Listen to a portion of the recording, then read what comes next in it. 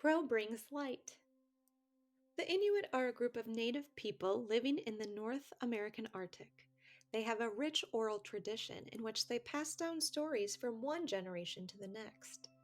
Today, I get to read to you an adaptation of an Inuit myth called Crow Brings Light. Long ago, there was no sunlight in the north. The people lived in constant darkness. Hunting and gathering food was a challenge, and the people were at great risk of animal attacks. One day, Crow told the people a story. "I've heard of something called daylight," he said. "My friend came to visit and told me glorious stories of the sun providing light. People in the south can see in the sunlight. They are able to hunt, and they do not fear the claws of bears." The people could not believe the story.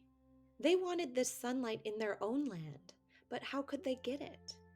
It was too far for them to travel, so the people asked Crow to go. Crow initially refused, but the people continued to beg him. Though Crow was aging, he finally agreed to go because he knew it would help the people. Crow flew for many days and his wings were weary. Just as he was about to give up, he saw a spectacular sight: sunlight. Crow marveled at the brilliant light and knew it would make the people very happy. How could he possibly bring the light to the north? Crow flew farther in toward the light and found a village of people. He peered into their huts to study them, as well as the source of the light. In the chief's hut, he discovered a box with dazzling light escaping from the edges. Crow knew the box held the sunlight. Crow also discovered a young child, the chief's son. Soon, Crow had a plan. Crow changed into a speck of dust and drifted into the chief's hut. He landed just inside the ear of the young child. Crow began to whisper repeatedly to the child, "You want to hold the light." The child shook his head forcefully and swatted at his ear, but after many repeated whisperings, he told the chief, "Papa, I wish to hold the light." The chief, being a doting father, wanted to please his son. He removed the ball of light from the box, tied a string around it, and gave it to the child.